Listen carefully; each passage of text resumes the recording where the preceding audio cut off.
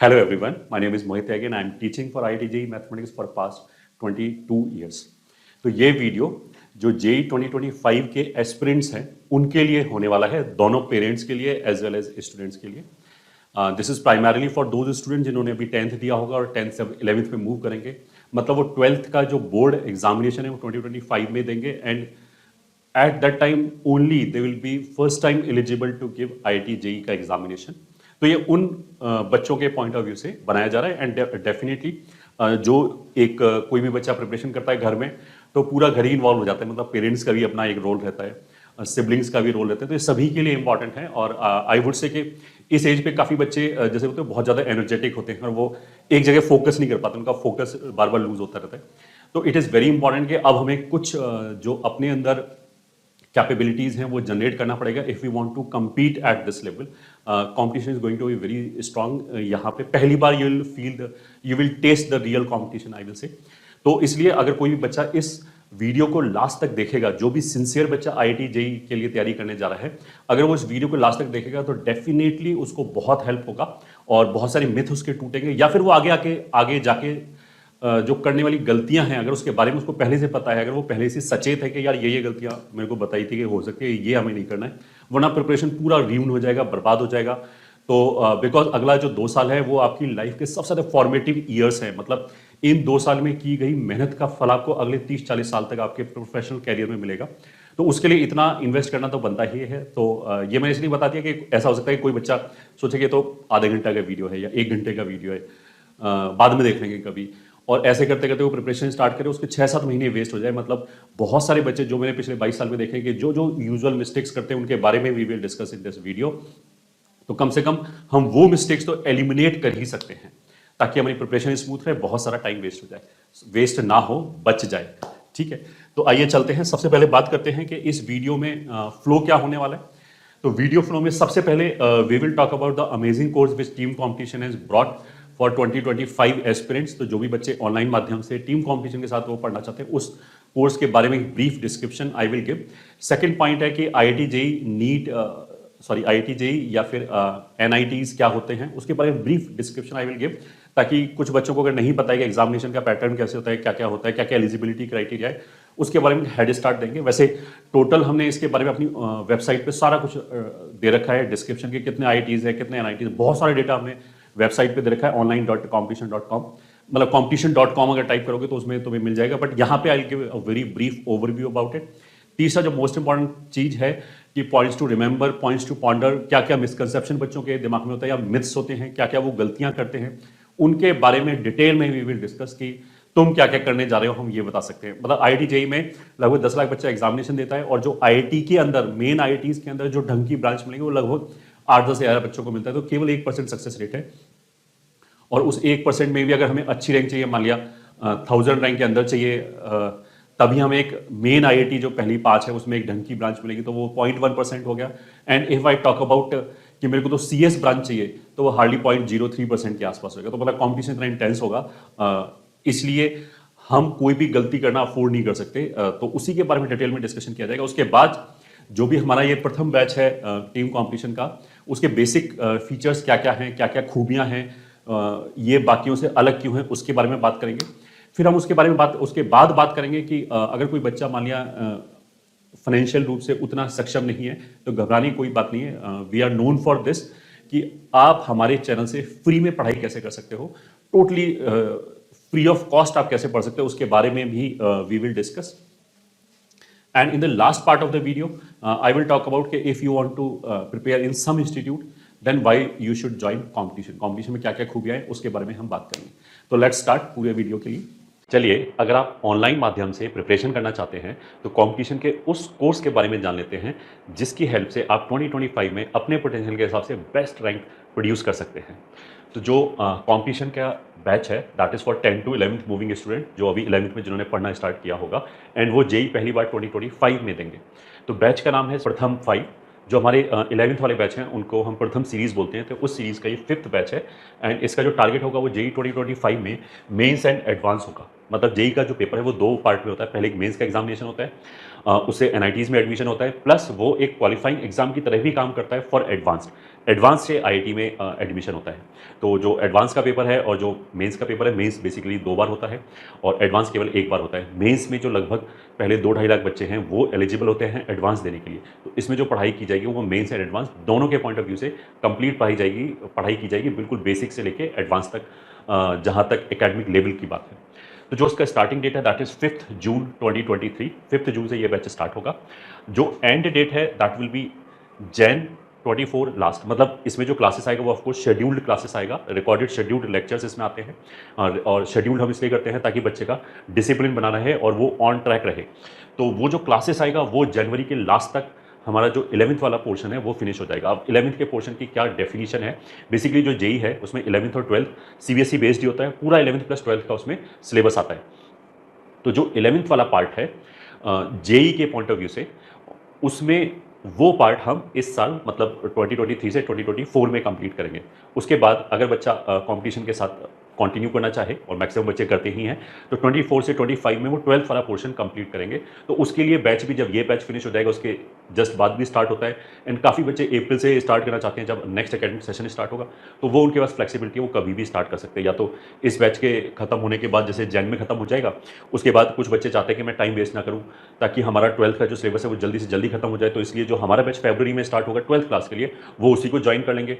कुछ बच्चे ऐसा भी हो सकते हैं जो किसी भी रीज़न से मान लिया पीछे रह गए, वो या कुछ उनका बैकलॉग हो गया, या उनके जो एग्जामिनेशन है 11th क्लास के उसकी वजह से वो ऐसा भी हो सकता है ये चाहे कि वो 12th अप्रैल से स्टार्ट करना चाहे जब उनके स्कूल स्टार्ट हो, तो वो फैसिलिटी इज ऑल्सो देयर। तो ये वाली जो कोर्स है प्रथम 5 जो बैच है वो केवल 11th वाले पोर्शन के लिए, 12th के लिए आपको दोबारा एडमिशन लेना पड़ेगा।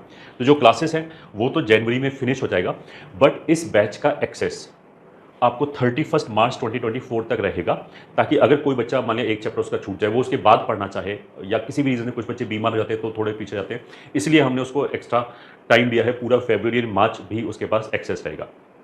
ये तो हो गया इस बैच की बात। अब जो बच्चा हमारे साथ कंटिन्यू करेगा 12th में, तो ऑफकोर्स वो 12th सीरीज़ का जो हमारा बैच है उसको हम प्रखर बोलते हैं। जो बच्चा प्रखर में कंटिन्यू करेगा वो ऑफकोर्स प्रखर बैच में तो हमारे साथ 12th का सिलेबस पढ़ेगा ही, बट जो 11th का बैच है उसका एक्सेस ऐसे बच्चे को जेई एडवांस 2025 तक रहेगा। मतलब किसी बच्चे ने केवल हमसे 11th पढ़ा और वो किसी वजह से डिसकंटिन्यू हो गया, तो उसके लिए तो ये जेई मतलब जो इस बैच का एक्सेस है वो 31 मार्च 2024 तक रहेगा उसके पास। ये ठीक है, हमारा जो क्लासेस है वो भले ही जनवरी के लास्ट में फिनिश हो जाए, बट जो बच्चा हमारे साथ 12th में भी कंटिन्यू कर रहा है उसके लिए हम इसको 1 साल और बढ़ा देंगे। तो ये बैच भी उसके डैशबोर्ड में अवेलेबल रहेगा। जो जेई का एडवांस का एग्जामिनेशन होता है वो यूजली जून में होता है, तो जून 2025 तक उसके पास इसका एक्सेस रहेगा कि अगर वो 11th का वापस रिवाइज करना चाहे या कुछ और लेक्चर देखना चाहे, कोई चैप्टर हो सकता है 11th में उसका उतना कॉन्फिडेंस ना आया हो, वो दोबारा 12th में कोई चैप्टर देखना चाहे, तो that facility will be available for those kind of students. जैसे सिलेबस कवर्ड मैंने बोला that will be class 11th का सिलेबस। अच्छा, जो क्लास 11th में एनसीईआरटी में सिलेबस होता है उससे हमारा सिलेबस थोड़ा सा डिफर करेगा, क्योंकि जो हमारी सीक्वेंस है, जैसे एक चैप्टर दूसरे चैप्टर का प्री रिक्विजिट होता है, तो उसके हिसाब से जो हमने सिलेबस डिफाइन किया है कि ये 11th का है, ये 12th का है, उसमें हो सकता है कि एनसीईआरटी की जो मतलब 11th क्लास के बोर्ड के हिसाब से एक आध चैप्टर रह जाए, ये ठीक है, वो हो सकता है हम 12th में पढ़ाएं, और कुछ ऐसा भी हो सकता है 12th वाले चैप्टर हम 11th में पढ़ाएं, ऐसा हो सकता है। बट अगर कोई बच्चा बोले कि ऐसा तो फिर मैं 11th में बोर्ड में कैसे अच्छा कर पाऊंगा, तो उसकी चिंता ना करें। जो भी चैप्टर आपके 11th एनसीईआरटी में है उसमें बोर्ड से रिलेटेड लेक्चर भी हम प्रोवाइड करते हैं, ताकि वो बच्चा 11th में बोर्ड में अच्छा कर पाए। ठीक है, जेई के पॉइंट ऑफ व्यू से तो हम अपना एक 11th का सिलेबस डिफाइन करते हैं, वो मोर और लेस वैसे एनसीईआरटी वाला ही होता है, बट एक आध चैप्टर का ऊपर नीचे हो सकता है। बट अगर बच्चा बोर्ड में भी अच्छा, ऑफकोर्स उसे 11th भी तो पास करनी पड़ेगी अच्छे मार्क्स के साथ, तो अगर कोई चैप्टर उसका मिसमैच होता है तो वो एक्स्ट्रा चैप्टर हम वैसे भी प्रोवाइड करते हैं पूरा बोर्ड के पॉइंट ऑफ व्यू से। इसकी जो फीस है दैट इज 26,400 रुपीज़ इसकी फीस है। इंस्टॉलमेंट फैसिलिटी भी अवेलेबल है, उसके लिए आप सपोर्ट पे बात कर सकते हैं।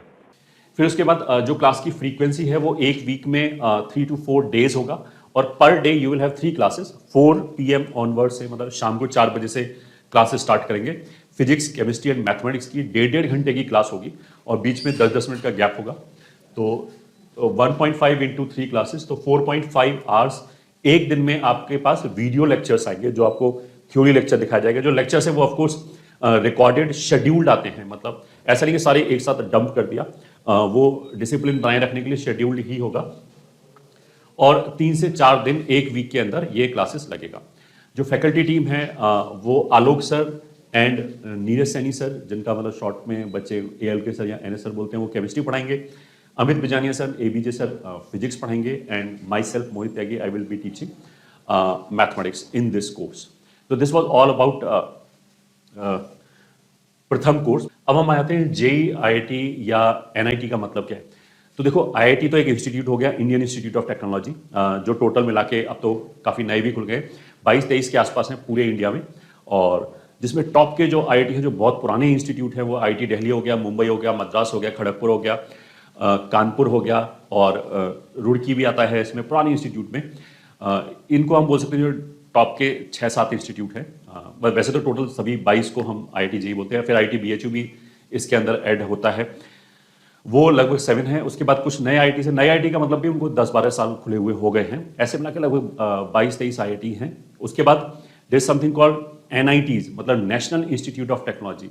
इसको हम ये बोल सकते हैं हर राज्य का पहले जो अपना रीजनल इंजीनियरिंग कॉलेज होता था, जो सबसे फेमस होता था, उनको क्लब करके गवर्नमेंट ने एक दूसरा इंस्टीट्यूट उनको बोलने लगे जिसको हम बोलते हैं national institute of technology, NITs. IIT और एनआईटीज में एडमिशन के लिए जो टेस्ट होता है, उस टेस्ट का नाम इज जेईई। ये ठीक है, तो जेईई कोई इंस्टीट्यूट नहीं है, जेईई एग्जामिनेशन का नाम है, that is joint entrance examination. तो जॉइंट इसलिए आता है क्योंकि ये आईआईटी और एनआईटी में एडमिशन के लिए होता है, इसी के थ्रू जाना पड़ता है। ठीक है, अब जेईई बेसिकली हमारा होता कैसे है, इसके दो पार्ट हैं, एक मेंस हो गया, एक हो गया एडवांस। पहले मेंस का टेस्ट होगा, ये ठीक है, आप भले आईआईटी में जाना चाहते हो, भले एनआईटी में जाना चाहते हो, मेंस का टेस्ट देना जरूरी है। ये यूजली दो होगा, मतलब बेस्ट ऑफ 2 है, तो 2 एग्जाम होगा, आप दोनों भी दे सकते हो। अगर दोनों दे रहे हो तो उनमें से जो बेटर परफॉर्मेंस जिसमें आपका होगा वो काउंट होगा। एक भी दे सकते हो, एक में तो जो आप दे रहे हो बस वही काउंट होगा। तो ये यूजली पहला जनवरी में होता है, और जो दूसरा एग्जामिनेशन है वो अप्रैल में होता है यूजली। तो 2 चांसेस लिए देते हैं कि बाई चांस किसी बच्चे के साथ कुछ गड़बड़ हो जाए, एक पेपर उसका खराब हो जाए, तो उसके पास एक और चांस लगे। इन दोनों का जब रिजल्ट आ गया, उसके बाद इन दोनों में से हर बच्चे की जो बेस्ट परफॉर्मेंस है, दोनों में से अगर किसी ने दोनों दिया है तो दोनों में से जो बेटर परफॉर्मेंस है वो लिया जाएगा, किसी ने एक दिया है तो वही परफॉर्मेंस लिया जाएगा। उससे फिर एक रैंक लिस्ट बनाते हैं। अब इस लिस्ट में से, मतलब ये लिस्ट तो बन गया आपका पूरा 4-5 लाख रैंक तक, पूरा लिस्ट बना दिया। अब जो एनआईटीज हैं, नेशनल इंस्टीट्यूट ऑफ टेक्नोलॉजी हैं, वो तो इसी लिस्ट के बेसिस पे आपको एडमिशन देगा, बस इसके अलावा हमें और कोई एग्जाम नहीं देना। ये वाला जो एग्जाम देना है उसी के बेसिस पे वो अपना एडमिशन लेगा। बट जो आईआईटीज हैं, मतलब IITs of course better institute है, ये मतलब बेटर का इन द सेंस कि जो परसेप्शन वाइज है इनकी रैंक हाई है, उसके बाद एनआईटीज आते हैं। हम इसको ऐसे बोल सकते हैं। तो एनआईटीज तो मेंस के बेसिस पे ले लेंगे। आईआईटी क्या बोलेगा कि नहीं, इतना ही काफी नहीं है, अभी तो एक और एग्जाम दो। तो ये जो लिस्ट बना, इसमें से लगभग पहले जो 2 लाख बच्चे होंगे वो एलिजिबल होंगे अगला एग्जाम देने के लिए। मतलब ऐसा नहीं कि एडवांस हर कोई दे ले। यहाँ पे इस जेई मेंस में लगभग 10 लाख बच्चे बैठते हैं, उनमें से वो पहले 2 लाख की रैंक निकाल के ये बताएंगे कि ये बच्चे एडवांस दे सकते हैं। लगभग 2-2.5 लाख के आसपास होता है, बट उसमें बच्चे लगभग 1.5 लाख ही देते हैं, बाकी छोड़ देते हैं। जिनको लगता है कि उनका कुछ नहीं होने वाला, वो फिर जेई एडवांस में अपीयर होते हैं। ये एक ही एग्जाम होता है, और इसमें दोबारा मतलब जो जेई एडवांस दे दिया, फिर इस जेई एडवांस में जो आपकी परफॉर्मेंस है उसकी एक लिस्ट बनेगी, मतलब, और उसमें मतलब अब इसका कोई रोल नहीं होगा, इसका तो केवल क्वालिफाइंग रोल था कि एक बार क्वालिफाई कर लिया, उसके बाद इसका मार्क्स क्या है दैट इज इमटेरियल। ये ठीक है। अब जो जेई एडवांस का जो एग्जामिनेशन होगा उसकी अपनी एक सेपरेट रैंक लिस्ट बनेगी, और उससे उस रैंक लिस्ट से हमें आईआईटीज में एडमिशन मिलेगा। ठीक है, जैसा मैंने बोला कि लगभग 2 लाख बच्चे इसमें अपीयर होंगे।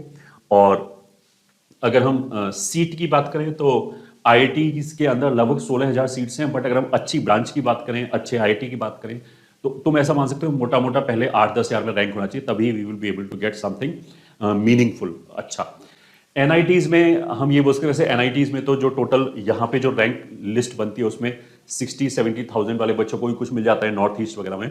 But if I talk about good branch and good college, तो पहले 25-30 हज़ार तक अगर रैंक है तो you can get fairly decent branch and college. तो this was all about IIT JEE. अच्छा, इसमें एक चीज और बता दें कि जो एग्जाम है वो आपने जब पहली बार 12th दिया, एक बार तो उस टाइम पे दे सकते हैं और एक उसके नेक्स्ट ईयर दे सकते हैं, केवल 2 बार दे सकते हैं ये एडवांस्ड का एग्जामिनेशन, एक तो 12th के साथ और एक उसके नेक्स्ट ईयर, बस 2 बार दे सकते हैं, उसके बाद एग्जाम नहीं दे सकते।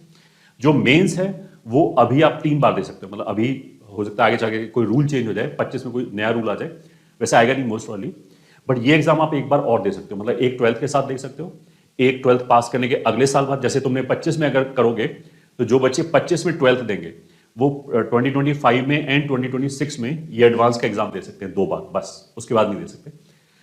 मेंस का एग्जाम आप 25 में दे सकते हो, 26 में दे सकते हो एंड 27 में दे सकते हो, मतलब इसमें एक एक्स्ट्रा चांस है। बट जो बच्चा फिर 27 में देगा वो केवल एनआईटीज में ही जा सकता है, आईआईटी में नहीं जा सकता, क्योंकि एडवांस तो वो दे ही नहीं सकता। तो इस तरीके से पहले अनलिमिटेड जो अटेम्प्ट थे वो अनलिमिटेड अटेम्प्ट नहीं है। तो इसको हम ऐसा बोल सकते हैं कि आईआईटी जेईई एडवांस्ड में हमें काफ़ी शिद्दत से तैयारी करनी चाहिए, बहुत सीरियसली तैयारी करनी चाहिए, क्योंकि नंबर ऑफ अटेम्प्ट बहुत लिमिटेड है, कॉम्पिटिशन बहुत इंटेंस है। इसलिए कुछ कुछ बच्चे तो 9-10 से प्रिपरेशन स्टार्ट कर देते हैं। तो आई होप हमने एक ब्रीफ ओवरव्यू दे दिया है, अब हम आगे चलते हैं। Next is points to ponder या फिर पॉइंट्स टू रिमेंबर, क्या क्या मिथ्स हैं या फिर क्या क्या मिस्टेक्स एक बच्चा कर सकता है, उसके बारे में थोड़ा सा बात कर लेते हैं। तो सबसे पहले कंपटीशन, ठीक है। कंपटीशन ऑफ कोर्स इंटेंस है। आईआईटीएंस जो होते हैं, जो आईआईटी में पढ़ने वाले बच्चे होते हैं, उनको यूजुअली हम क्रीम ऑफ द नेशन बोलते हैं and it is a highly reputed brand. Most वाली सभी को पता होगा आईआईटीज के बारे में। बाहर भी मतलब आज की डेट में मल्टीनेशनल कंपनियां जितनी भी उठा लो उसमें मैक्सिमम तुम्हें मिलेंगे जो सीईओ वाली पोजीशन में आईआईटीएंस ही मिलेंगे काफ़ी। तो it is a very reputed branch. अब उस लीग में अगर आप पहुंचना चाहते हैं तो उसका जो कॉम्पिटिशन है वो काफ़ी फियर्स है, काफ़ी इंटेंस है, आई विल से। तो जिस बच्चे को जैसे मैथमेटिक्स पसंद है और कोई बोले कि मेरे को तो मैथ बहुत अच्छी लगती है और साइंस में तो मेरा बचपन से ही अच्छा रहा है, तो just to give you an example कि सीबीएसई बोर्ड में या बाकी बोर्ड में लगभग 1.5-2 लाख बच्चे ऐसे जिनके 100 में से 100 मार्क्स आते हैं 10th में। बट वो 2 लाख बच्चे ऐसा तो नहीं कि आईआईटी में चले जाएंगे। आईआईटी में तो सीट केवल 10,000 है। तो अगर हम केवल आईआईटी की बात करें तो 10 लाख बच्चे के आसपास इसका फॉर्म भरते हैं, एग्जामिनेशन देते हैं और उसमें से 10,000 बच्चे ही सेलेक्ट होंगे, तो 1% इसका सिलेक्शन रेशियो हो गया। अब ऐसा बोल के देखो मैं डरा नहीं रहा हूं, बट मैं ये तुम्हें बता रहा हूं मैग्नीट्यूड ऑफ कंपटीशन क्या है। अगर कोई बच्चा बचपन से टॉप करता हुआ चला रहा है तो उसको ये समझना चाहिए कि वो तो अपनी क्लास में टॉपर था, ये ठीक है। अब लाइफ उतनी इजी नहीं बचेगी, क्योंकि अब इंडिया में जितने भी क्लासेस हैं सबके टॉपर्स निकाल के फिर वो कॉम्पीट करेंगे। उस टॉपर्स के बीच में you have to perform, you have to excel. तो competition is going to be intense, but of course it is not impossible, क्योंकि हर साल आपके जैसे ही बच्चे इसमें सेलेक्ट होके जाते हैं। ऐसा नहीं कि उनमें कुछ एक्स्ट्रा कैपेबिलिटीज है। कोई बच्चा अगर कंसिस्टेंटली मेहनत करे, डिसिप्लिन वे में मेहनत करे तो सिलेक्शन हो सकता है। बट अगर कोई ये सोचता है कि मेरे बचपन से अभी तक 100 में से 100 मार्क्स आए, तो आई विल से कि ऐसे तो जो 100 में से 100 मार्क्स आने वाले लगभग 20-25 बच्चे हैं उनमें से एक सेलेक्ट होगा। इसलिए इसको हमें हल्के में नहीं लेना चाहिए कि चलो बाद में प्रिपरेशन कर लेंगे, कभी भी चालू कर देंगे। बच्चे तो मैंने जैसे बोला ना, कुछ कुछ बच्चे 9-10 से भी स्टार्ट करते हैं, but that does not mean कि हमें 9-10 से प्रिपरेशन करनी जरूरी है। अगर आप 11-12 से भी सिंसियरली करोगे, पूरे फोकस के साथ करोगे, डिसिप्लिन के साथ करोगे, तो you have a very good chance. Of course all depends कि आप कितनी मेहनत करते हो, ठीक है। अब इसी पॉइंट पे सेकंड वाले पॉइंट में आ जाते हैं। कुछ कुछ जगह पे बच्चे या पेरेंट ये सोचते हैं कि यार तू अभी तो बोर्ड ढंग से कर ले ताकि तेरी परसेंटेज बन जाए और फिर उसके बाद 12th के बाद करना तू एक साल ड्रॉप लेके। तो आई विल से कि देखो, एक तो आपने ड्रॉप लिया 11-12 छोड़ के, एक वो बच्चा जिसने 11-12 में तैयारी की फिर उसकी ढंग की रैंक नहीं आई या रैंक ही नहीं आई, फिर वो 13th में आया ड्रॉपर में, वो आपके साथ कॉम्पीट करेगा, तो उसकी और आपकी नॉलेज लेवल में ऑलरेडी हेल एंड हेवन का डिफरेंस होगा, ठीक है। तो अभी आप 11-12 में क्यों प्रिपरेशन नहीं करना चाहते हो? अगर आप ये बोलना चाह रहे हो कि यार इतना स्ट्रेस नहीं ले सकता, तो आपने तो हार यही मान ली। उसका मतलब क्या है कि वो बच्चा जो स्ट्रेस ले रहा है वो तो डेफिनेटली आपसे अच्छा हो ही गया ना। और काफ़ी चीज़ें जब हम उस सिचुएशन में पहुंचते हैं तो हमें मेहनत करना आ जाता है। तो इवन दो सेम आईक्यू के बच्चे हों, ये ठीक है, एक बच्चा 11-12 में प्रिपरेशन कर रहा है और एक बच्चा नहीं कर रहा है, तो जो 11-12 में प्रिपरेशन कर रहा होगा उसको बहुत ज़्यादा एक्सपोजर होगा। 2 साल बाद जब दोनों ही मानिए ड्रॉप ले रहे हैं, तो जो जिसने प्रिपरेशन किया वो उससे ऑलरेडी बहुत आगे होगा। तो उस टाइम पे क्या होगा कि हार्डली हमें 8-9 मंथ मिलेगा मैक्सिमम तैयारी करने के लिए। उसमें हमें पूरा 11-12 का सिलेबस खत्म भी करना होगा और ऐसे बच्चों से compete भी करना होगा। तो it will become practically very difficult. I want से कि it is impossible, but I will से कि अगर वो करना पॉसिबल है तो उससे 10 गुना ईजी है कि अभी हम प्रिपरेशन करें, और तो फिर हमारी रैंक भी बेटर आएगी और मेहनत करने की हमें अभी से आदत होगी। ये तो मतलब फिर इस तरह की चीज होगी कि हम 3 साल का जो खाना कोई बंदा खा रहा है वो 1 साल में ही खा रहा है। अब उसको जितनी प्रॉब्लम होगी उतनी प्रॉब्लम आपको भी होगी अगर आप ये सोचते हो कि मैं 12th के बाद ही करूंगा। You are going to make your life difficult अगर हम ये सोचेंगे ड्रॉप के बाद करेंगे। फिर नेक्स्ट चीज आता है कि ऑनलाइन लें, ऑफलाइन लें, या फिर कोटा जाएं, होम टाउन में करें। तो देखो, जो बच्चा यूजली आईआईटी जेईई की तैयारी कर रहा है और जैसा मैंने बोला कि 100 में से एक बच्चा सेलेक्ट होगा आईआईटी के अंदर, तो उसके अंदर बहुत सारी कैपेबिलिटीज डिफरेंट होंगी, he will be highly motivated, discipline, ये सारी कैपेबिलिटीज तो हमें चाहिए होगी। तो अगर कोई बच्चा मोटिवेटेड है, डिसिप्लिन है, तो आई विल से online is a but much better choice. क्योंकि देखो अभी तक तुमने कैसी भी पढ़ाई की हो, अभी तक बहुत सारे बच्चे ऐसे बोलते हैं मैं तो लास्ट में 4 दिन पढ़ता था, मैं 100 में से 100 मार्क्स आ जाते थे। तो अब ऐसा नहीं होगा, अब you have to study every day almost 10 hours a day consistently including classes, मतलब भले ही वो ऑफलाइन की हो भले ही ऑनलाइन की हो, तो कंसिस्टेंटली हमें पढ़ना पड़ेगा, उसके बाद होमवर्क भी करना पड़ेगा, और वो कम नहीं होता, वो बहुत ज्यादा होता है। ठीक है, जितना ज्यादा करोगे उतना ही बेटर रैंक आएगा, जितना बेटर रैंक आएगा उतना ही हमें अच्छी आईआईटी मिलेगी, मतलब अच्छा टैग मिलेगा, उतना ही अच्छी ब्रांच मिलेगी। तो ये सारी चीजें इंटर रिलेटेड है, मतलब केवल सेलेक्ट होना ही सफिशिएंट नहीं है, अच्छी रैंक और अच्छा आईआईटी में जाना भी इंपॉर्टेंट है। तो इसलिए जो बच्चा ऑफलाइन में जाएगा वो आने जाने में उसे कितना भी पास में उसके इंस्टीट्यूट हो, डेली 1-1.5 घंटा एक्स्ट्रा लगेगा। तो वो जो 1-1.5 घंटा बचता है हमारा ऑनलाइन में, अगर कोई बच्चा सिंसियर है, डिसिप्लिन वे में पढ़ाई कर सकता है, तो डेली 1-1.5 घंटे में या तो वो अपने माइंड को रिलैक्स करने के लिए कुछ अपनी एक्टिविटी कर ले, या फिर उसमें एक्स्ट्रा पढ़ ले। अब ये जो 1-1.5 घंटा डेली है over a period of 2 years, उस बंदे को बहुत आगे रख देगा in comparison to the person जो वो 2 घंटे यूज नहीं कर रहा है।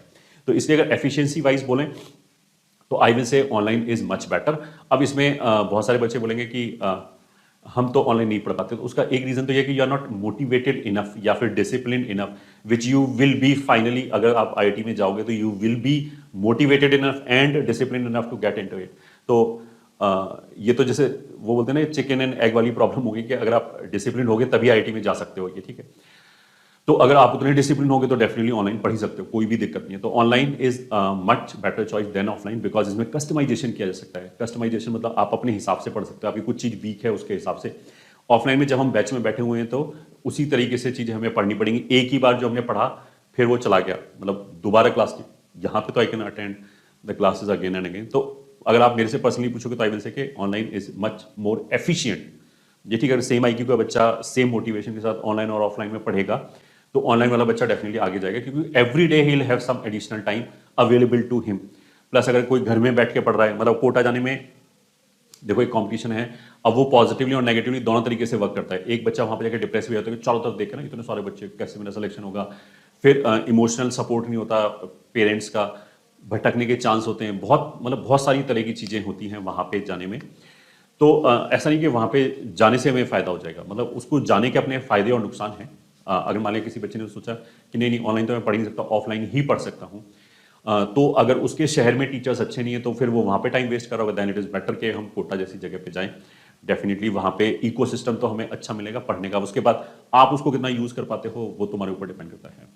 तो जो भी मेजर पॉइंट्स हैं वो मैंने बता दिया। अगर बच्चा घर पे रह के प्रिपरेशन करता है तो देखो preparation is not going to be smooth, that is for sure. चाहे कोई भी रैंक आपकी आ रही हो, बीच में हिकअप्स आएंगे, अप्स एंड डाउन्स आएंगे, तो अगर पेरेंट्स साथ में रह रहे हैं तो they can take care of the student, के वो डिप्रेशन में ना जाए। उसको थोड़ा सा पंप अप कर दिया, मोटिवेट कर दिया, दैट ऑल्सो वर्क्स वंडर बच्चे के लिए ना। सेम ही बच्चा अगर पंप अप होगा तो हो सकता है कि अपने आप को बहुत ऊपर तक ले जाए। तो इस तरह की चीज़ें हैं। और मैंने बोला कि इसका दूसरा पक्ष भी, अगर आपके मान लिया जिस शहर में आप पढ़ रहे हैं वहाँ पे अगर ढंग की कोचिंग ही नहीं है, या फिर एक सब्जेक्ट खराब हो गया, बहुत तरह की चीज़ें मिल सकती हैं, सिस्टमेटिकली नहीं पढ़ा रहे, कोर्स खत्म नहीं कर रहे, ऐसे बहुत दिक्कत होती है। बी या फिर इवन मेट्रो सिटीज़ में भी इस तरह की दिक्कत होती है, तो फिर डेफिनेटली हमें उस शहर से बाहर आना चाहिए। तो this was my take, decision should be yours. हमें सुननी तो सबकी चाहिए बट करनी वही चाहिए जो हमारा मन बोले, ठीक है। उसके बाद आफ्टर रिजल्ट और नाउ का मतलब ये, कुछ बच्चे ऐसा सोच रहे होंगे कि यार अभी तो बोर्ड के एग्जाम खत्म हुए, मैं तो रिजल्ट के बाद जब मई जून में आएगा तब देखूंगा। तो I will say again you are losing 3-4 months, 3-4 very important months, ठीक है। अगर आप मतलब रिजल्ट ऐसा ट्रिगर पॉइंट क्यों है कि मेरे को जेईई की प्रिपरेशन में जाना पड़े, मतलब उसके हिसाब से हम डिसाइड करेंगे करूंगा या नहीं करूंगा। क्योंकि अगर आप ये देख रहे हो कि चलो जेईई की प्रिपरेशन में करके देख लेता हूं, अगर बाई चांस हो गया तो फिर मैं तुम्हें रिजल्ट अभी से बताता हूं नहीं होगा, फिर आप 2 साल क्यों वेस्ट कर रहे हो, ठीक है। फिर 2 साल क्यों वेस्ट करें, अभी से और कुछ सोचो। क्योंकि जैसा मैंने बोला कि 90% से ऊपर तो पता नहीं कितने लाखों बच्चे लाते होंगे इंडिया के अंदर, उनमें से केवल 10,000 का सिलेक्शन होना है, ठीक है। तो अगर किसी को ये शक है पता नहीं उन्हें बोर्ड में मार्क्स अच्छे आएंगे या नहीं आएंगे, तो देखो you are not motivated enough. By chance या बाई लक सिलेक्शन नहीं होगा, ये मैं अभी से लेके रहता हूँ। पेपर इस तरीके से सेट किया जाता है कि आपकी नॉलेज तो आपको पूरा होना ही चाहिए। मतलब किसी को बहुत ज्यादा नॉलेज है उसके बाद वो फॉल्टर कर जाए, दैट इज पॉसिबल, बट अगर किसी को नॉलेज ना हो वो सेलेक्ट हो जाए, दैट इज इम्पॉसिबल। आज तक कभी नहीं हुआ, ना कभी होगा। तो इसलिए you should be motivated enough. अगर आपने ड्रॉप लेने का सोच लिया है तो अभी से आपकी जर्नी स्टार्ट होती है, क्योंकि बहुत सारे लोग आपके ही जैसे लोग जो आपको आगे चल के कंपीट करेंगे, उनकी जर्नी अभी से स्टार्ट हो चुकी है। ठीक है, ऐसा बोलने पे हो सकता है कि कोई पेरेंट या बच्चा बोले कि फलाने ने, मेरे भैया ने तो जून में स्टार्ट किया था, फिर भी उसका सिलेक्शन हो गया। तो आई एम नॉट सेइंग कि उसका सिलेक्शन नहीं होगा, but you are compromising on something.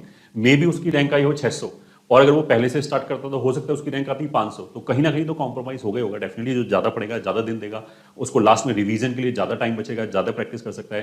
किसी भी तरह का मान लिया बच्चा 15 दिन के लिए बीमार पड़ गया, उस तरह के हिकअप्स के लिए जो होता है यूजली, क्योंकि बहुत प्रेशर होता है, उन सबको आयरन आउट करने के लिए you will have more days available to you. अब ऐसा करने पे जिनको कंपटीशन का आइडिया नहीं है, ये ठीक है, उनको लगता होगा यार 15 दिन से क्या फर्क पड़ता है, 2 साल में बहुत फर्क पड़ता है। यू विल फाइंड कि बच्चा एक दिन में 1-1 घंटे के लिए तरसेगा कि 1 घंटा कहीं से मेरे को मिल जाए तो मैं ये चीज़ रिवाइज कर लूँ कि टेस्ट आएगा। इस हद तक कॉम्पिटिशन है, बट इसमें डरने वाली इसलिए बात नहीं क्योंकि जिस बच्चे के साथ आप compete कर रहे हो वो भी आपके जैसा है, आपके एज ग्रुप का बच्चा है। But of course you have to be better than certain threshold, तभी आप उस जेई में जा पाओगे। तो आई विल से हमें अगर प्रिपरेशन करने का मूड बना लिया तो अभी से करना चालू कर देना चाहिए।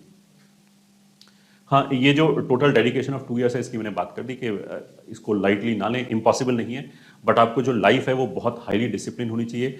आपका रूटीन बिल्कुल फिक्स होना चाहिए कि मेरे को सुबह 4 बजे उठना है, 4 से 7 एक बार पढ़ाई करनी, इस तरह से। मतलब आई एम नॉट सेइंग कि 4 ही बजे उठना है, बट डेफिनेटली अगर सुबह उठ के पढ़ोगे ज़्यादा मेरे एक्सपीरियंस के हिसाब से मच बेटर रिजल्ट्स आते हैं।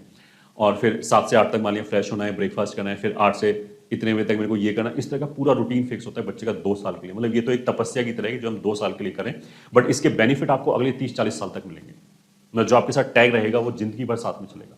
द मोमेंट यूल से I am from IIT Delhi या आईआईटी बॉम्बे, सामने वाले का एक मिनिमम तो एक्सपेक्टेशन आपसे सेट हो ही गया होगा, अच्छा इसको इतना इतना इतना तो आता ही है, ये ठीक है। अगर आप छोटे से उसमें किसी भी छोटे कॉलेज से करके जाओगे तो भले ही आपको नॉलेज ज़्यादा है, बट सामने वाला कोई चांस ही नहीं देगा। मतलब आप लोगों ने फलाने इंस्टीट्यूट से आए हैं तो बोलेगा ठीक है। वो ऐसा भी हो सकता है क्योंकि मतलब ऐसा नहीं कि वो आपसे कोई खुन्नस निकालना चाह रहा है, खुन्नस नहीं निकालना चाह रहा है। अब जैसे हम भी अपनी कंपनी के लिए लोगों को हायर करते हैं, मान लिया मैंने बोला कि एक पोस्ट निकाला मैंने कि इसके लिए हमें फलाना बंदा चाहिए। अब हमारे पास 1000 रिज्यूमे आ गए। अब ऐसा तो मैं 1-1000 रिज्यूमे को पढ़ूँ, ये ठीक है, इतना टाइम तो नहीं है डेफिनेटली। हम तो क्या करेंगे, पहले हम एक शॉर्ट मारेंगे कि आईआईटी के कौन कौन से बंदे हैं, तो बोलेंगे आईआईटी के रखो, बाकी हटाओ पहले, ठीक है। इवन इफ जो दूसरे इंस्टीट्यूट का बच्चा है उसको हो सकता है बहुत ज़्यादा नॉलेज है, तो इस तरह की जो बाइसेस हैं वो हर जगह हर जॉब में रहती है। तो टैग डू वंडर्स। मतलब ऐसा नहीं कि छोटे कॉलेज से पढ़ के कोई सक्सेसफुल नहीं होता, बट आई विल से कि छोटे कॉलेज से पढ़ के अगर कोई सक्सेसफुल होता है तो वो बहुत कम केसेस होते हैं। मतलब उसको हम जनरलाइज नहीं कर सकते कि सक्सेस तो कहीं से ही मिल सकती है। सक्सेस मिल जाएगा बट चांस बहुत कम हो जाएंगे, या फिर उसको 10 गुना ज़्यादा मेहनत करनी पड़ेगी, और वही 10 गुना मेहनत अगर आईआईटी में जाकर कर ले तो वो तो पता नहीं कहाँ का सीईओ बन जाए उतनी मेहनत में। तो of course platform matters a lot. I would say कि it will make your life easy, इसको हम ऐसा बोल सकते हैं। इम्पॉसिबल कुछ नहीं है, छोटे इंस्टीट्यूट से ही बच्चे निकलते हैं, बट फिर वही है कि छोटे इंस्टीट्यूट से 1000 में से एक निकलेगा, और आईआईटी में से हो सकता है उसी लेवल पे 1000 में से 800 बच्चे पहुंच जाए, ऐसा हो सकता है। तो ये काइंड ऑफ रेशो है। आईआईटी में पहुंचने वाले बंदे ऐसे भी नहीं कि सारी सक्सेसफुल हैं, उसमें भी फेलियर होते हैं जो बिल्कुल कुछ नहीं कर पाए लाइफ में। इस तरह की चीज़ें होती है, but I am talking about probabilistic क्या है, ज़्यादा चीज़ क्या है, किस रेशो में सक्सेस मिल रहा है, दैट इज मोर इंपॉर्टेंट, ठीक है। तो इसमें मैं इसलिए भी बात करूँगी कि कुछ पेरेंट्स बोलते हैं कि आज तक चाचा की लड़की की शादी है, चल उसको लेके बच्चे को 10 दिन के लिए उसके 10 दिन वेस्ट कर दिए।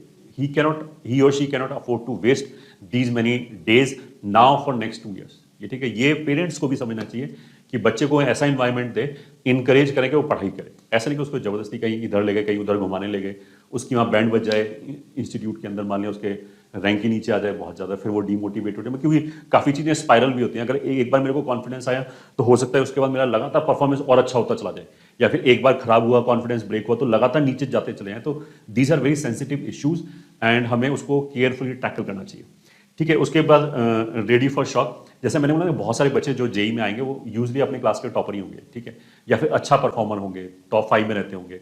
यहाँ पे आके उनको आदत होगी 100 में से 98, 95 ऐसे मार्क्स देखने की।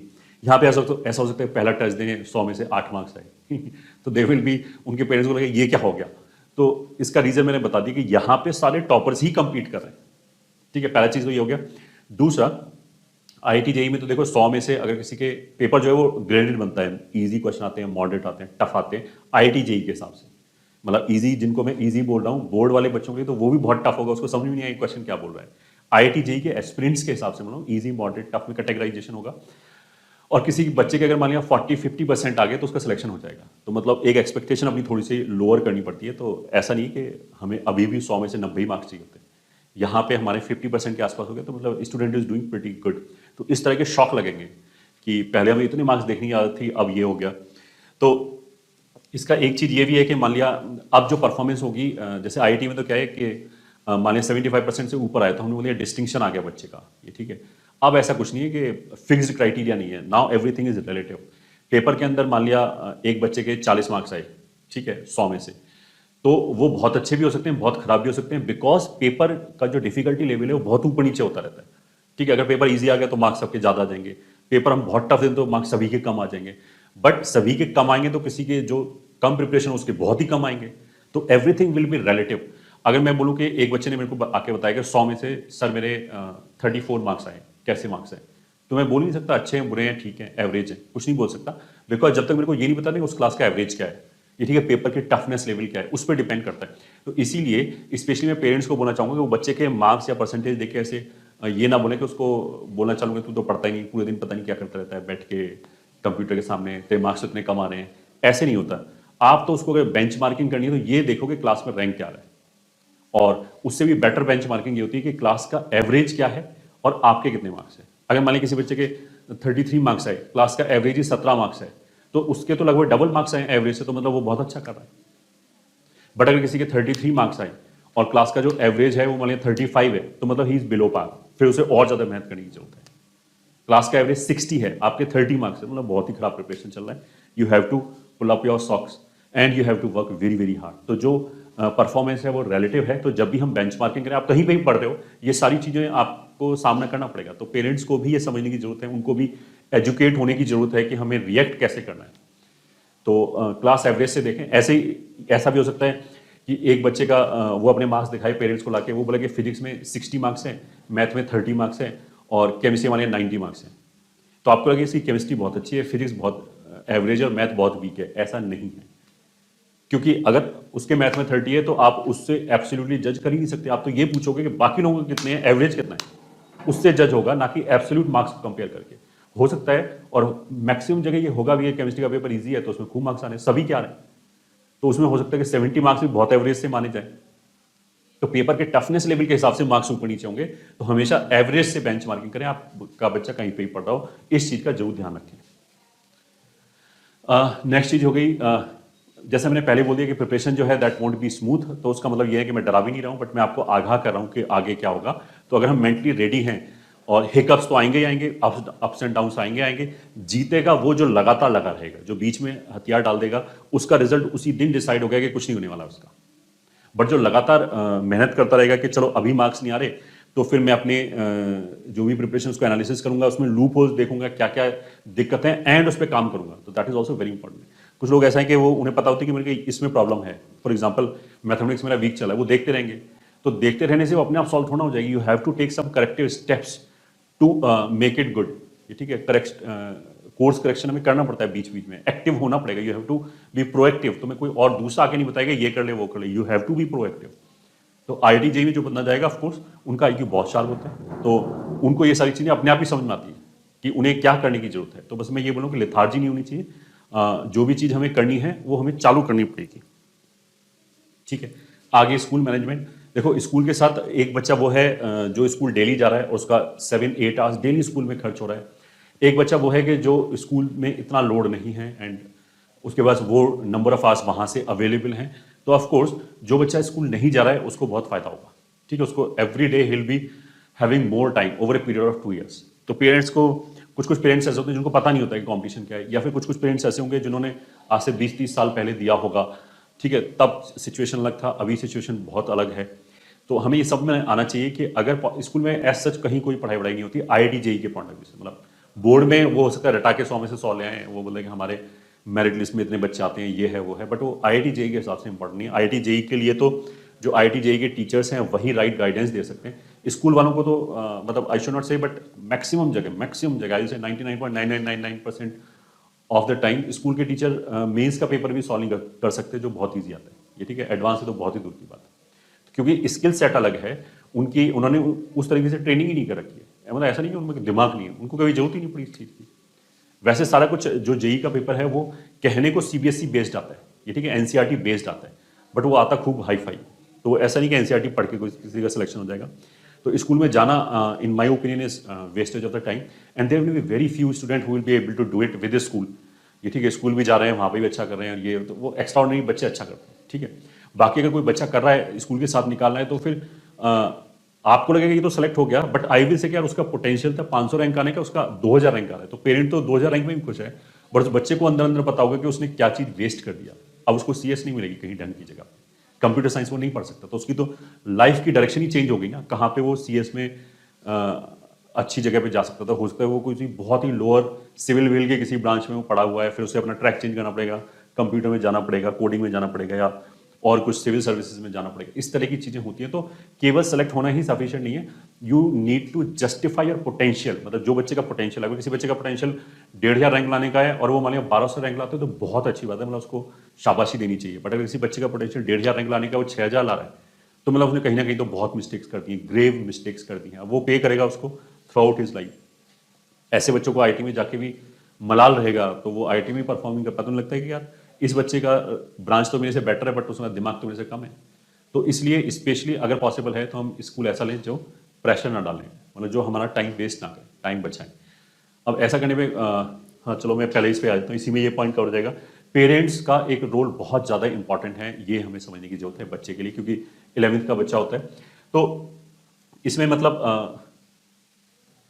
आई शुड नॉट से, अगर मैं पॉलिटिकली करेक्ट हूं तो मेरे को ये बोलना नहीं चाहिए, but competition is known for straight talk. मतलब हम कोई हनी कोटेड बात नहीं बोलते हैं जो आपको अच्छी लगे, हम वो बात बोलते हैं जो हमने 20-25 साल का एक्सपीरियंस है हमें, और जिसमें हमने देखा है कि ऐसा करने से गलत होता है बच्चे के साथ, ऐसा करने से सही होता है। हम तो बिल्कुल सही मदद से तो खुला बोलते हैं, उसका चाहे कुछ भी हो। तो मैंने देखा है कि बहुत सारे पेरेंट्स ना अपनी अज्ञानता की वजह से बच्चे का कैरियर बर्बाद कर देते हैं। तो you should not ruin the career due to their own ignorance or prejudice। ये ठीक है, अपना उन्होंने दिमाग में कुछ बैठा रखा कि ऐसे ही होता है, बचपन में हमारे साथ ये होता था, मेरे को तो ऐसे ही होता है, पढ़ाई कोई ट्यूशन की जरूरत नहीं होती। जमाना कहाँ से कहाँ तक चेंज हो गया। मतलब IIT JEE में अब वो बोलेंगे IIT JEE में क्वेश्चन तो वही पूछे जाते हैं। देखो IIT JEE बना कैसे, IIT JEE इसलिए बना क्योंकि उसमें क्वेश्चन कोई आपके देखे हुए नहीं आते। बोर्ड में तो क्या है, पिछले 10 साल के क्वेश्चन कर लो, आपके 100 में से 100 मार्क्स आ जाएंगे, 100 में से 90 तो कहीं पे भी नहीं गए। तो उसमें तो बच्चा रट के और उगल के आ जाए तो भी 90% मार्क्स आ जाएंगे। IIT JEE में ऐसा बिल्कुल नहीं होगा। IIT JEE में कॉन्सेप्ट आपको सारे आते हैं, वो लगाना आना चाहिए, क्योंकि क्वेश्चन इतना घुमावदार आएगा कि आपका दिमाग चारों तरफ से घूम जाएगा। मतलब तो ये this examination is different, you can not compare it with anything else. पहली चीज तो ये होगी। तो इससे क्या होता है कि एवरी ईयर एडवांस में यू विल फाइंड कि नए क्वेश्चन आ रहे हैं। अब वो जो नए कॉन्सेप्ट क्वेश्चन आ रहे हैं, वो कुछ नए कॉन्सेप्ट ला रहे हैं, वो अगले साल के सिलेबस में ऐड हो जाते हैं कि अब अगले साल ये भी पढ़ना पड़ता है। फिर उस साल कुछ नया आया, वो फिर अगले साल के सिलेबस में पुराने वाला भी ऐड हो गया, ये भी ऐड हो गया। तो नाउ यू कैन थिंक कि 20 साल पहले और आज के में क्वेश्चन भले ही थ्योरी सेम है, सब कुछ सेम है, कोई दिक्कत नहीं है, everything is same as far as course is concerned. But ये जो 20 साल में लगातार जो इतने साल तक पेपर आए हुए हैं, डिफरेंट डिफरेंट टाइप के क्वेश्चन आए हुए हैं, आज वो पार्ट ऑफ द सिलेबस हैं। तो इसलिए बच्चे को बहुत ही कम टाइम मिलता है, इसलिए लाइफ रोबोटिक हो जाती है। तो आप बच्चे से कुछ ऐसा एक्स्ट्रा ऑर्डिनरी एक्सपेक्ट नहीं कर सकते। तो you have to be practical, you have to live in present not in past. तो उसके लिए स्पेशली जैसे मैंने बोला कि एक आप कहीं पे भी एडमिशन ले रहे हैं, कुछ भी आप जो कर रहे हैं, उसका इम्पैक्ट बच्चे के अगले 30-40 साल के प्रोफेशनल कैरियर पे आएगा, ये आपको समझ में आना चाहिए। उस अर्जेंसी या उस सिंसियरिटी के साथ आपको रिसर्च करके प्रॉपरली लेना चाहिए। जैसे इसका बहुत बड़ा मैं एग्जांपल बोलूं, कोटा में स्पेशली कोटा में या और भी जगह, there are many famous institute जो पास्ट में होते थे, आज वो ऑलरेडी डेड हैं। ठीक है, कोई फाइनेंस के कारण खत्म हो गया, कोई किसी रीजन से खत्म हो गया, किसी यहाँ से टीचर चले गए, इस तरह की चीजें हैं। तो अब ऐसा हो सकता है कि अगर उन्होंने प्रॉपर रिसर्च नहीं कर रखी हो, उन्होंने 6 साल पहले कोई एक बंदा निकला था, उससे पूछा कि भाई कहाँ करें एडमिशन, तो वो क्या बताएगा, वो अपने टाइम की बात बताएगा, मैं तो यार यहाँ पर आता हूँ, वहाँ कराता हूँ। और ऐसे आज की डेट में कोटा में बहुत सारे बच्चे फंस रहे हैं गलत जगह पे, जो इंस्टीट्यूट प्रैक्टिकली डेड हैं। ये उन्हें 1-2 साल बाद समझ में आता, मतलब 1-2 साल नहीं, 1-2 महीने बाद समझ में आता है जब वो एडमिशन ले लेते हैं ना, कि ये तो इंस्टीट्यूट में हम कुछ बचा ही नहीं जो पहले था। तो इसलिए जो डेड इंस्टीट्यूट हैं, जो मतलब आज से 15 साल पहले बहुत ही नामी थे, 20 साल पहले बहुत ही नामी थे, अब दुनिया चेंज हो चुकी है। ये ठीक है, अब याहू बचा नहीं है। याहू एक टाइम पे वर्ल्ड की सबसे बड़ी कंपनी थी, आज की डेट में उसका कोई नाम नहीं। आधे लोगों को तो पता भी नहीं होगा याहू जैसी भी चीज थी क्या कुछ, जो नई जनरेशन। तो सेम चीज यहाँ पे कोचिंग इंडस्ट्री में भी है। फिर जैसा दूसरा मैंने बोल दिया कि एक जो ये आदत होती है ना पेरेंट्स की, हमारे ज़माने में तो ऐसा होता था, हम तो ऐसे पढ़ लेते थे, हम तो बिना कोचिंग के सेलेक्ट हो जाते थे। देखो ज़माना चेंज हो गया है। वो जो बच्चा है उसको आपके कॉन्टेम्परेरी जो स्टूडेंट हैं उनके साथ compete नहीं करना है, उसको compete करना है जो उसके कॉन्टेम्परेरी हैं।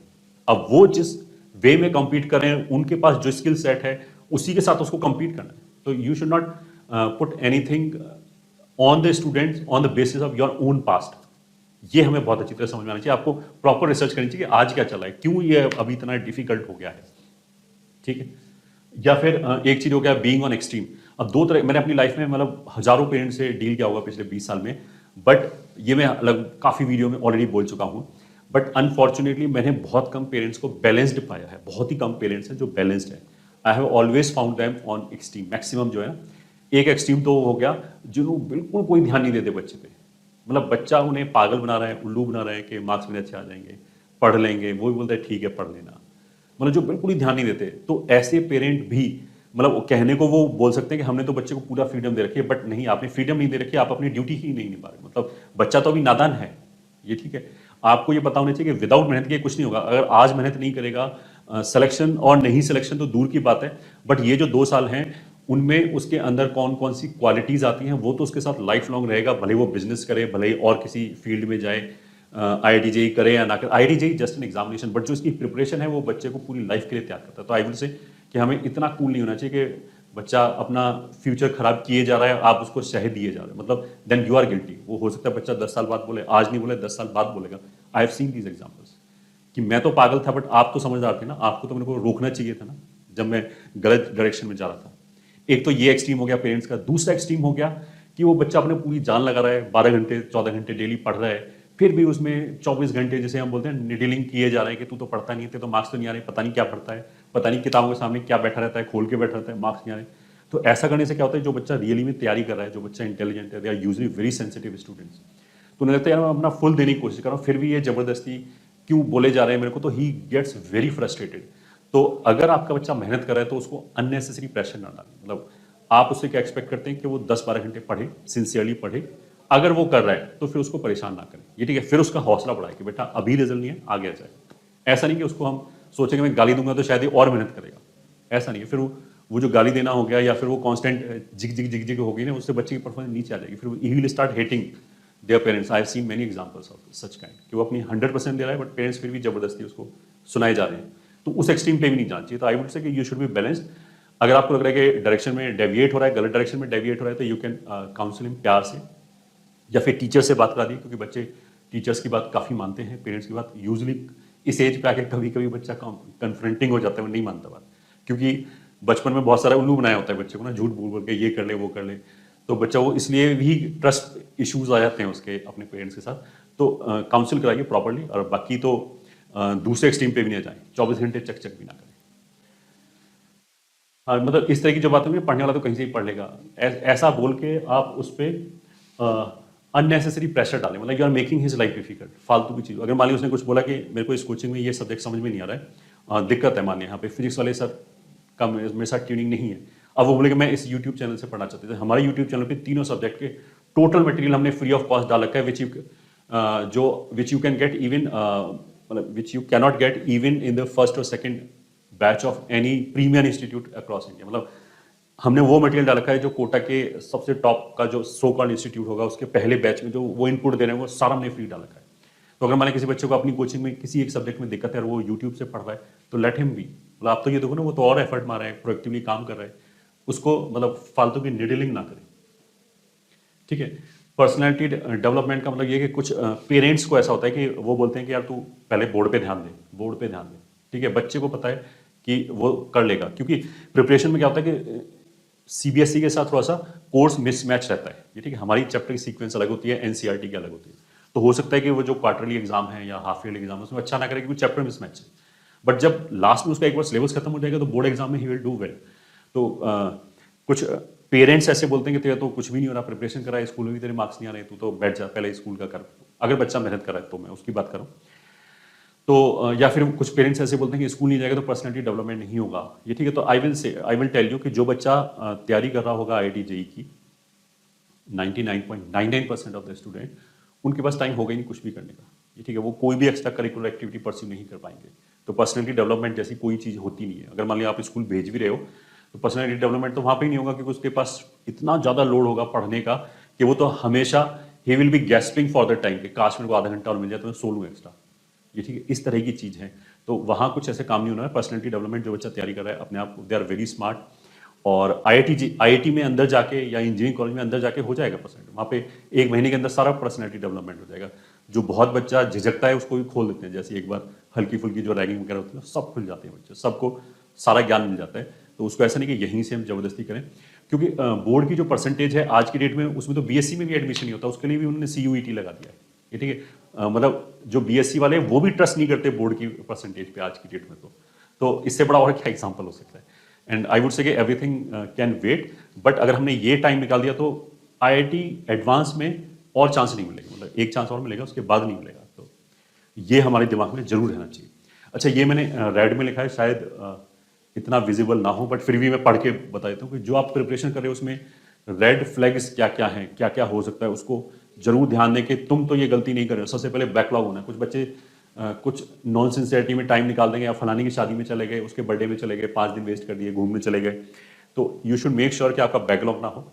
बैकलॉग का मतलब ऐसा ना हो कि आप जो सिलेबस क्लास में चल रहा है उससे पीछे चल रहे हैं, ऐसा नहीं होना चाहिए, क्योंकि एक बार वो तो spirally you will keep going down down down. और ये मैं अपने एक्सपीरियंस से बोल रहा हूँ, तुम्हें अगर लगता है तुम्हारे साथ ऐसा नहीं होगा तो पता लग जाएगा जब तुम ऐसा करोगे। तो अगर हम अपनी प्रिपरेशन को ट्रैक पे रखना चाहते हैं तो वी शुड मेक श्योर कि बैकलॉग बिल्कुल भी ना हो। दूसरा, अगर आपने किसी इंस्टीट्यूट में एडमिशन लिया है या फिर जैसे हमारे पास एडमिशन लिया, तो will give you the entire material, जो पूरा रिसर्च्ड मटेरियल है, ग्रेडेड है। आपको अपना दिमाग लगाने की जरूरत ही नहीं है उसमें, मतलब आप हमसे अच्छा मटेरियल थोड़ा ढूंढ के लाओगे कहीं से। तो you should not be chasing books कि हम ये बुक ले आए, वो बुक ले आए, किसी भी चीज़ की कोई जरूरत नहीं है, दैट इज टाइम वेस्टेज। ठीक है, किसी बुक में से अगर तुम ले आए और मान लिया तुमने 20 घंटे पढ़ी, तो हो सकता है तुम 1 घंटे काम की चीज़ निकाल पाओ, वो 1 घंटा हमने ऑडियो निकाल के अपने मटेरियल में डाल रखा है। तो जहां से भी आप कोचिंग कर रहे हो उसी का मटेरियल फॉलो करें, इधर उधर की बुक्स ढूंढने की कोशिश ना करें। कुछ बच्चे ऐसे होते हैं कि उन्होंने शुरू में एक इंस्टीट्यूट में एडमिशन लिया, फिर पसंद नहीं आया, फिर उन्होंने जंप किया। तो देखो, मैंने बोला ना कि इतनी ज़्यादा इंटेंस कंपटीशन है कि यू कैन नॉट अफोर्ड इस तरह की चीज़ें कि 1-2 महीने वेस्ट हो गए तो यू कैन नॉट अफोर्ड, मतलब कुछ ना कुछ कॉम्प्रोमाइज़ हो जाएगा। तो इसलिए एडमिशन लेने से पहले जितनी रिसर्च करनी, खूब रिसर्च करो। Once you are totally convince तो फिर उसको फॉलो करना चाहिए। अब बाई चांस कहीं गलत फंस जाओ तो चीज़ें अलग है, बट इसीलिए बोलो कि ना फंसे, इसीलिए पहले से रिसर्च करके अच्छी तरह रखो, क्योंकि टीचर चेंज करना और ये ट्रैक चेंज करना will be costly for you, किसी ना किसी टर्म्स में यू विल पे। कुछ बच्चे ऐसे होते हैं कि उन्होंने केवल क्लास कर ली बट कोई रिवीजन नहीं करते। अगर टाइम टू टाइम रिवीजन नहीं करोगे तो लास्ट में बहुत दिक्कत होगी। मतलब रिवीजन करने का मतलब है जो भी नोट्स तुम बनाते हो, नोट्स बनाने चाहिए। एक तो नोट्स जो भी तुम बनाते हो उसकी एक बार रीडिंग हमारी मंथ में एक बार जरूर लगनी चाहिए, पूरे सिलेबस की, ताकि हम टच में रहें सब क्या। ठीक है, एक कुछ बच्चे जो प्रैक्टिस टेस्ट होते हैं, जैसे यूजली 1 महीने के गैप होते हैं, हमारे टीम कॉम्पिटिशन में हम 21 डेज मतलब 3 वीक्स में टेस्ट लेते हैं। Every 3rd week there will be a test. तो वो टेस्ट हमें जरूर देने चाहिए, उनको अवॉइड नहीं करना चाहिए, भले ही मार्क्स कैसे भी आए, क्योंकि टेस्ट इज रियल मॉक जो एक्चुअल एग्जाम होने वाला है। तो जो भी हम गलती करने वाले हैं, स्पीड, एक्यूरेसी, क्वेश्चन सेलेक्ट करना, उस तरह की बहुत सारी चीज़ों पे काम होता है। तो वो अगर हम लगातार अभी से करेंगे तभी लास्ट तक एक्सेल कर पाएंगे। तो टेस्ट हमें जरूर देना चाहिए।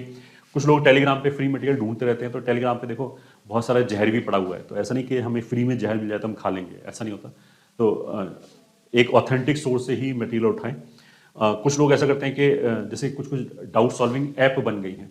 तो मैंने बोला कि प्रिपरेशन का वेट इतना है कि एक बच्चे के पास इधर उधर मुंह घुमाने का टाइम ही नहीं मिलेगा। मतलब उसको जो इंस्टीट्यूट में बोला जा रहा है अगर वो फॉलो करता है तो उसी से उसका पूरा टाइम खत्म हो जाएगा। एंड 90% बच्चे वही फॉलो नहीं कर पाएंगे।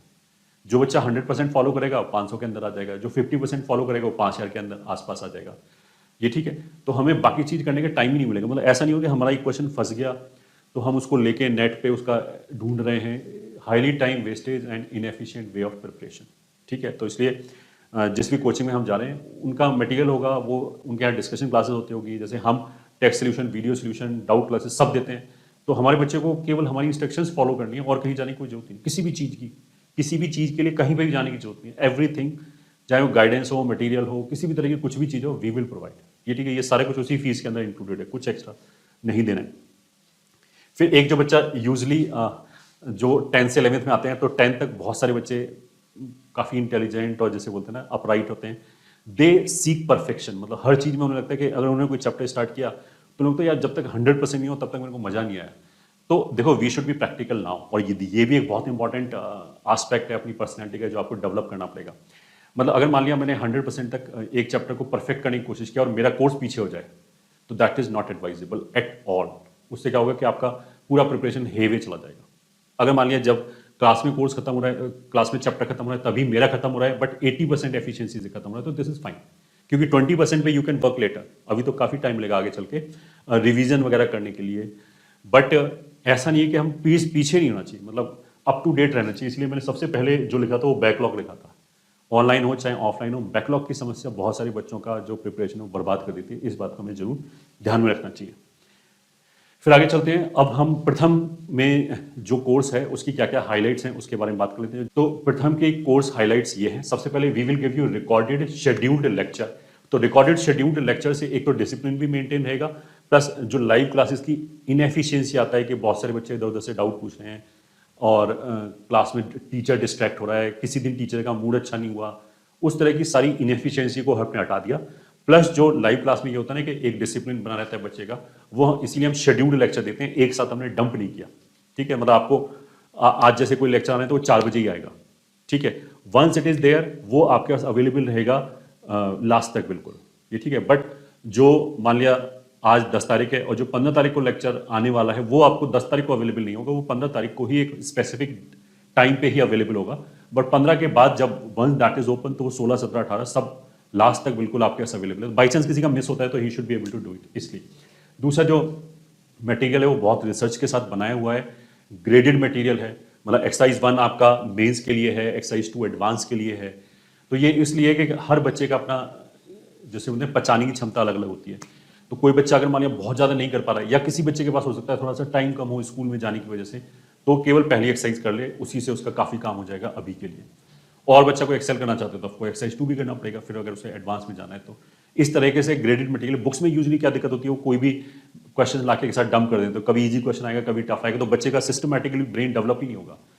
मतलब अगर अचानक इजी या टफ और कभी मॉडरेट क्वेश्चन आ गया, कभी 2-3 चैप्टर का मिला के क्वेश्चन आ गया, आईआईटी में ऐसे क्वेश्चन नहीं बनते, तो वो नहीं है। मटेरियल में बहुत रिसर्च कर रखी है, उस पूरे मटेरियल का text and video solution available है वेबसाइट एंड ऐप के ऊपर।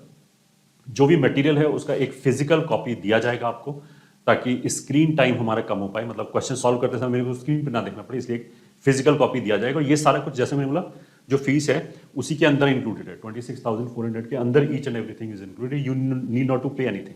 टेस्ट के बारे में मैंने बता दिया कि एवरी 21 डेज पे एक टेस्ट होगा, उसका प्रॉपरली आपको एनालिसिस मिलेगा कि आपने क्या चीज़ वीक है, क्या चीज़ आपने सही किया, और वीडियो सोल्यूशन भी मिलेगा उसको समझने के लिए पूरा ना, कि टेस्ट में अगर आपने किया है तो और बेटर तरीका क्या हो सकता था। ठीक है, doubt solving is one of the most important thing, और वो कॉम्पिटिशन उसी चीज़ के लिए जाना जाता है कि हमने डाउट सॉल्विंग बहुत एफिशिएंटली सॉल्व कर रखी है। और इसमें डेली एक लाइव डाउट काउंटर होता है, मतलब क्लासेस तो शेड्यूल्ड रिकॉर्डेड है बट ये लाइव है, जिसमें बच्चा आके टीचर्स के साथ इंटरेक्ट कर सकता है, और डेली होता है वो डेली। कि जैसे मान लिया 1 बजे से 2 बजे तक डाउट चला है फिजिक्स का, तो फिजिक्स के आगे कुछ भी डाउट पूछ सकते हैं, और भी कुछ अगर उसे बातें करनी है, कुछ गाइडेंस चाहिए तो at that time he can do it. दूसरा ये होता है कि अगर वो मान लिया उस टाइम स्लॉट में नहीं आना चाहता, उसे केवल 2 ही डाउट है मान लिया, तो ऐसा भी कर सकता है कि वो ऐप पे पूछ सकता है, मतलब ऐप पे वो टेक्स्ट के फॉर्म में पूछ सकता है, पिक्चर खींच के भेज सकता है कि इसमें मेरे को ये समझ में नहीं आया, वॉइस मैसेज के थ्रू भेज सकता है। तो डाउट तो मतलब उसके पास बचेगा नहीं, पहले हमने पूरा सोल्यूशन दे दिया ईच एंड एवरी चीज का। फिर दूसरा daily live doubt counter class भी, अगर कुछ डाउट फिर भी रह जाए, लेक्चर में कुछ बाई चांस समझ में ना आए, तो वो यहाँ पे आके पूछ सकता है। और उसके बाद वो अलग से भी अगर 24/7 पूछना चाहता है तो वो पूछ सकता है। ठीक है, कॉम्पिटिशन में क्या है कि अगर आपने एक बार यहाँ पे एडमिशन ले लिया तो आपको बाकी सब चीज़ों से चिंता मुक्त हो गया, आपको कुछ देखने की जरूरत नहीं है। फॉर्म कौन सा आता है, कब आता है, कि कौन कौन से फॉर्म भरने चाहिए, ये ठीक है, ये सारी इन्फॉर्मेशन आपको मिलेगी। कौन कौन से इंस्टीट्यूट हैं, किसका फॉर्म कब निकल रहा है, सारा हम देते हैं गाइडेंस। या फिर जैसे इवन बोर्ड, वैसे तो जैसे जो बच्चा IIT JEE की तैयारी कर रहा है उसने जो प्रिपरेशन किया होगा उसके अंदर बोर्ड की प्रिपरेशन अपने आप ही आ जाती है, ठीक है। बट फिर भी बोर्ड में लिखने का तरीका थोड़ा सा अलग होता है, क्योंकि वो सब्जेक्टिव पेपर होता है, तो उससे रिलेटेड भी मटेरियल हम बना के देते हैं कि बच्चे का टाइम वेस्ट भी ना हो, ताकि उसको डुप्लीकेशन ऑफ वर्क भी ना करना पड़े कि हम सेम ही चैप्टर वापस दोबारा पढ़ रहे हैं बोर्ड के पर्सपेक्टिव से। जो जो इंपॉर्टेंट पॉइंट है उससे रिलेटेड PCM के लेक्चर हम देते हैं, फिजिक्स केमिस्ट्री मैथमेटिक्स के, और इंग्लिश के भी लेक्चर हम प्रोवाइड करते हैं। जो बच्चा मान लिया किसी भी रीजन से स्कूल नहीं जा पा रहा है बिल्कुल, तो इंग्लिश के लेक्चर भी हम देते हैं। तो 4 सब्जेक्ट तो यही कवर हो गए मेजरली। 5th तो यूजली फिजिकल एजुकेशन रखते हैं बच्चे, तो वो तो अपने आप ही पढ़ सकते हैं। तो ऑल टाइप ऑफ सपोर्ट, जैसे पहले KVPY होता था तो हम उसके भी टेस्ट कराते थे। तो इस तरह की सारी गाइडेंस, सारा मार्गदर्शन एक्सपर्ट द्वारा आपको 24/7 अवेलेबल है। अच्छा, इसके बाद भी अगर आपको कोई भी इंक्वायरी है बैच से रिलेटेड या अगर आपको कुछ भी पूछना है तो आप इन नंबर्स पे पूछ सकते हैं 8888000021 या फिर 74109000, ये तीनों में कॉमन है, लास्ट में 901, 906, 908, ये सभी नॉर्मल नंबर है। मतलब ये इतने 8 देख के मेरे को ये समझ नहीं आ, मतलब ये नहीं शक होना चाहिए कहीं मेरा पैसे तो नहीं कट जाएंगे फ़ोन करने में, ऐसा कुछ नहीं, ये नॉर्मल नंबर है बस, ठीक है। उसके बाद अगर आपको इस कोर्स में रजिस्टर करना है तो डिस्क्रिप्शन में एक लिंक दे रखा है, यू कैन फॉलो दैट, और या फिर ये बैच हमारे एडू कॉम्पिटिशन एंड्रॉयड ऐप है, उसको आप इंस्टॉल करके वहां से भी परचेज कर सकते हैं, या फिर अगर वेबसाइट पे अगर जाना है तो www.online.competition.com, यहाँ पे जाके भी आप इस बैच को अवेल कर सकते हैं। किसी भी तरह कोई भी डाउट हो आप तो सीधा फोन करो, अगर आपको किसी भी दे विल गाइड यू कि आपको करना क्या है। अच्छा, इसके बाद एक चीज़ आ जाती है कि हाउ टू स्टडी फ्री। अगर कोई बच्चा फाइनेंशियली किसी को दिक्कत है तो वो बिल्कुल फ्री पढ़ सकता है। हमने सारा सिलेबस, मतलब जितना भी थ्योरी होता है, बहुत आराम से पढ़ा के, ताकि बच्चे के पास अगर डाउट पूछने की कोई सुविधा उपलब्ध नहीं है तो हमने पूरा सिलेबस डाल रखा है ऐसे बच्चों के लिए, नीडी बच्चों के लिए, फ्री ऑफ कॉस्ट। और वो मैंने बोला कि उस मटेरियल से पढ़ के बच्चे 100 के अंदर भी रैंक लाए हुए हैं, तो जो उसका क्वालिटी है उस पर कोई शक नहीं होना चाहिए। मेरी बात आप मानो मत, आप तो किसी भी वीडियो, मतलब पढ़ने वाला जो वीडियो है जिसमें पढ़ाई रखी है, उसके नीचे जाओ, कमेंट सेक्शन में पढ़ो, पिछले 8-10 साल के कमेंट्स यू कैन सी कि किस लेवल का कंटेंट वो दे रखा है। मतलब आजकल तो बहुत सारे लोग इसको अपने मार्केटिंग के लिए भी एक्सप्लॉइट करते हैं, उन्होंने कुछ थोड़ा मोड़ा मटेरियल डाल दिया और बच्चों को फिर बोला कि अच्छा ये खरीद ले, वो खरीद ले, तब पूरा मिलेगा। इस तरह की बात नहीं है। इंटरनेट जब पॉपुलर नहीं था तब भी हमने पूरा कोर्स, जैसे मैंने कोटा में पढ़ाया हुआ 10-11 साल, टॉप इंस्टीट्यूट में 100 के अंदर काफ़ी रैंक पढ़ाई हुई है, तो उन क्लास में जो मैं पढ़ाता हूँ वो सारा मटेरियल हमने डाल रखा है। तो ऐसा नहीं कि उसको पढ़ के कोई बच्चा सेलेक्ट नहीं हो सकता, 100% सेलेक्ट हो सकता है। बस आपको सिस्टमैटिकली वो पढ़ना है, कौन सा चैप्टर पहले पढ़ें, कौन सा बाद में पढ़ें। ये वीडियो भी आपको हमारे चैनल पे मिल जाएगा, जो चैनल का नाम है that is Mohit Tyagi, YouTube channel है। वहाँ पे तीनों सब्जेक्ट PCM का सारा कोर्स फ्री पढ़ा हुआ है, तो वहाँ से भी आप पढ़ सकते हैं। और ये जो कोर्स है वो थोड़े दिन बाद हम अपनी ऐप पे शिफ्ट कर देंगे ताकि बच्चे का डिस्ट्रैक्शन ना हो यूट्यूब चैनल पे, तो उस पर भी काम चल रहा है। अभी तो यूट्यूब से ही पढ़ना पड़ेगा, आगे चल के हम ऐप पे भी कर देंगे। अच्छा, ये तो हो गया हमारा थ्योरी लेक्चर वाली बात। प्रैक्टिस के लिए ऑफ कोर्स आपके पास अगर कोई, जैसे आपका सीनियर हो, उसका कोई मटेरियल पड़ा हो, वो आप कर सकते हैं। अगर 1-2 साल पुराना है तो वो भी चलेगा, उससे कोई दिक्कत नहीं है। वो आप मटेरियल सॉल्व कर सकते हैं। बस मेक श्योर जो भी आप मटेरियल सॉल्व कर रहे हैं उसका सोल्यूशन आपके पास होना चाहिए, ठीक। तो आप कोई भी मटेरियल या बुक वगैरह, बुक तो वैसे usually I will not prefer क्योंकि वो सिस्टमैटिक नहीं होता है। कोई भी अगर कोचिंग मटेरियल है तो दैट यू कैन फॉलो किसी भी रेप्यूटेड इंस्टीट्यूट का। अदरवाइज कंपटीशन का भी डिस्टेंस लर्निंग मटेरियल आता है, तो वो भी चाहो तो आप खरीद सकते हो, ठीक है। इसकी पर्टिकुलर्स के लिए you can talk to our support team, जो भी अभी मैंने नंबर बताया। अच्छा, इसके बाद एक टेस्ट देना जरूरी है, कोई भी एक टेस्ट सीरीज ज्वाइन कर सकते हैं। अगर आप ये DLP ले रहे हो तो इसके अंदर टेस्ट ऑलरेडी इंक्लूडेड है, तो आपको कुछ एक्स्ट्रा करने की जरूरत नहीं है। बट अदरवाइज आप खुद पढ़े हो तो टेस्ट सीरीज भी आपको ढंग की आज की डेट में जैसे 1000 रुपये के अंदर मिल जाएगी, जैसे हमारी कुछ 900 रुपये की है शायद, या फिर और किसी भी इंस्टीट्यूट की यू कैन ज्वाइन। और अगर आप टेस्ट सीरीज ज्वाइन करें तो उनके हिसाब से भी हम सीक्वेंस एक बार चैप्टर्स का देख सकते हैं कि जैसे जैसे वो कोर्स को टेस्ट करें वैसे वैसे ही हम पढ़ाई करें। तो ये हो गया उन बच्चों के लिए जो फाइनेंशियली वेल ऑफ नहीं है, जिनको दिक्कत है। अच्छा, इसके बाद आती है वाई कॉम्पिटिशन। तो सबसे पहले तो कौन कौन टीचर पढ़ाएगा, जैसे मैंने सबके नाम बता दिए, वो कैसे पढ़ाते हैं, उनके साथ मेरी ट्यूनिंग बैठेगी या नहीं बैठेगी, ये आप यूट्यूब पे जाके हमारे सारे वीडियो देखिए, एवरीथिंग इज ओपन। ठीक है, आप किसी इंस्टीट्यूट में जाओगे, कोटा जाओगे या कहीं पे भी लोकल जाओगे, यू नेवर नो कि टीचर कैसे पढ़ाने वाले हैं, ठीक है। यहाँ पे ईच एंड एवरीथिंग हमने यूट्यूब पर डाल रखा है, अगर आप उनको पढ़ के देखो, अगर आपको जमता है तो ठीक है, otherwise you can take your own decision, ठीक है। जो भी हमारे यहाँ फैकल्टी टीम है वो सभी कोटा में डिकेड्स का एक्सपीरियंस है, उनको टॉप बैचेज में पढ़ाया हुआ है, 100 की रैंक्स निकाली हुई हैं। तो वो सारा चीज़ जो आपको किसी भी कोचिंग के फर्स्ट बैच में मिलेगा वो आपको इस बैच के अंदर मिलेगा। As far as teaching inputs are concerned, मतलब वहाँ पे तो हो सकता है आप कोटा में जाओ, किसी बैच में जाओ, आपको 11वें नंबर का बैच मिले, हो सकता है वहाँ पता नहीं कौन ट्रेनिंग टीचर पढ़ा रहा हो, वो भी आपके साथ ही सीख रहा हो। इस तरह की चीज़ें हो सकता है कि बच्चे के साथ वो टीचर की भी ट्रेनिंग चल रही हो, बच्चों की ट्रेनिंग कर रहा हो, ऐसा भी हो सकता है। यहाँ पे उस तरह का ब्लैक बॉक्स नहीं, यहाँ पे एवरीथिंग इज ओपन, ठीक है। रिजल्ट्स के बारे में आई विल से कि बहुत सारे लोगों को लगता है ऑनलाइन से रिजल्ट नहीं आता है। We are the only one जिन्होंने ऑनलाइन से रिजल्ट प्रूव किया, इसीलिए वी आर स्टिल स्टैंडिंग, मतलब ये this is our 4th year. हम अपने रिजल्ट के बेसिस पे ही खड़े हैं या फिर बच्चे जो हमें जानते हैं वो रिजल्ट के बेसिस पे जानते हैं। हमने ऑनलाइन के अंदर कोर्स निकाला है, हमने ऑनलाइन कोर्स के अंदर रिजल्ट्स निकाले हैं और कंसिस्टेंटली निकाले हैं पिछले 3 साल से। और 3 साल के रिजल्ट्स आप हमारे यूट्यूब चैनल पे ढूंढ सकते हो। हमने एक एक बच्चे का नाम और ये सारा एड्रेस दिया। मतलब ऐसे नहीं कोई फेक रिजल्ट नहीं कि बोल के निकल गए कि इतने सेलेक्ट हो गए, कौन कौन सेलेक्ट हुआ है बताया नहीं। Everything you will find on our website and YouTube channel. In fact जब रिजल्ट आउट होता है तो सबसे पहले हम बताते हैं कि हमारा रिजल्ट ये है। बाकी के लोग तो इधर उधर से कुछ जुगाड़ उगाड़ करके फिर एक आध दिन बाद बताते हैं, बट हमारा रिजल्ट सबसे पहले बताते हैं।